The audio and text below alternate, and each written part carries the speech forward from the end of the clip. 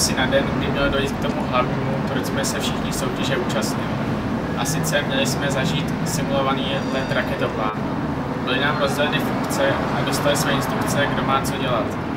Všichni jsme to brali velmi vážně a snažili jsme se na naši misi připravit, jako při skutečném startu.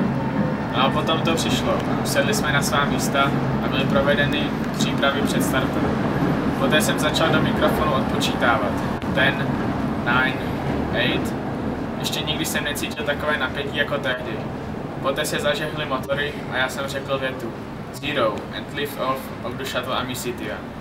Ta chvíle je pro mě naprosto nezapomenutelná a byl to tak neobyčejný zážitek, kterému se nemůže nic rovnat.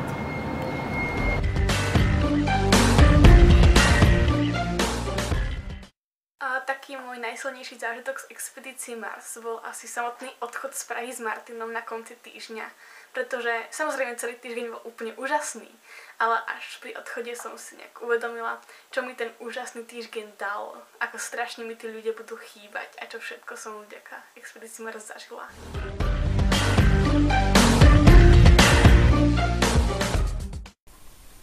Na co z expedice Mars určitě nikdy nezapomenu, je to, že jsem v Belgii měla možnost absolvovat kosmonautský výcvik a pilotovat raketoplán.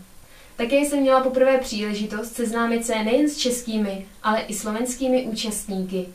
V Belgii se z nás 12 finalistů stala opravdu skvělá parta. Díky expedici mám nové kamarády.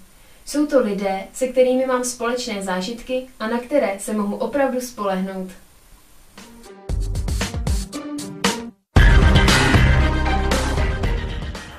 Som nemal rád paradajky. V finále expedície Mars to však zmenilo. V Európskom vesmírnom centre bol taký brigádnik, ktorý nám varil obedy a večere. Bol to taký podivý. Zdalo sa, že v sklade nemajú nič iné ako paradajky a cestoviny. Boli skrátka vo všetkom. Špagety, lazanie, pizza, paradajková polievka. Prvý mesiac po expedícii Mars mi pohľad na paradajky pripomínal to jedlo. Neskôr mi pripomínali už celú expedíciu Mars. Teraz to interpretujem takto. Slovo paradajky je z latinského slova paradise, čo znamená raj.